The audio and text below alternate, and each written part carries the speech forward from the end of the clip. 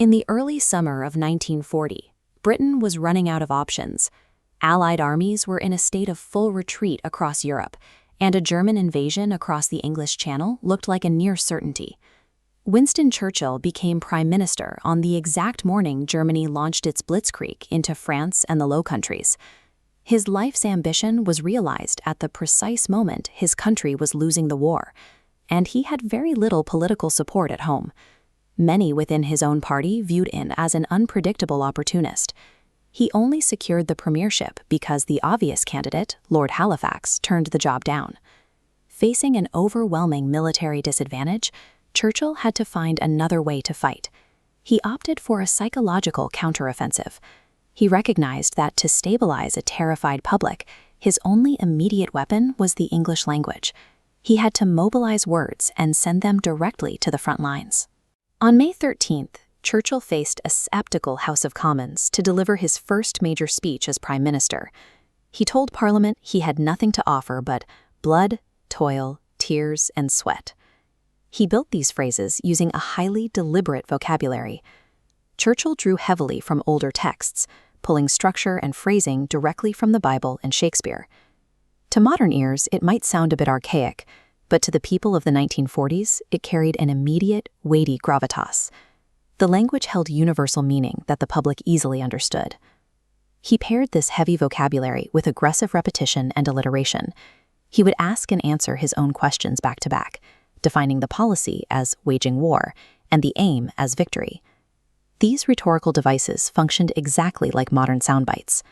By engineering short, memorable phrases, he effectively anchored his strategy directly in the public's imagination. 3 weeks later, on June 4th, the massive evacuation of Allied forces from the beaches of Dunkirk was complete. Churchill had to walk a very fine line. He needed to celebrate the survival of the army, while simultaneously preparing the British public for an imminent homeland invasion. His typists formatted speeches into indented paragraphs, like a biblical psalm. This visual sheet music told him exactly where to breathe, pause, and deliver impact. Repeating "we shall" over and over, he built tension to the climax. We shall never surrender. By controlling the rhythmic momentum of the speech, he slowly brought the audience to a peak of excitement. When he finally delivered that promise to never surrender, the audience was fully primed to believe him. By June 18th, France had signed an armistice with Germany, and British morale was at its absolute lowest point. Churchill moved his psychological campaign to a new medium, the radio. He used his voice as a tool to bring reassurance directly into the living rooms of anxious citizens. The paradox here is that public speaking did not come naturally to him. He actually had a noticeable speech impediment, including a lisp and difficulty pronouncing the letter S. To compensate, he exercised immense control over his delivery. He spoke incredibly slowly. He deliberately mispronounced certain words, like calling the enemy Nazis, injecting a layer of humorous, dismissive defiance into his broadcasts. This careful showmanship allowed a man with natural vulnerabilities to project an unshakable aura of authority, right when the public required a steady hand.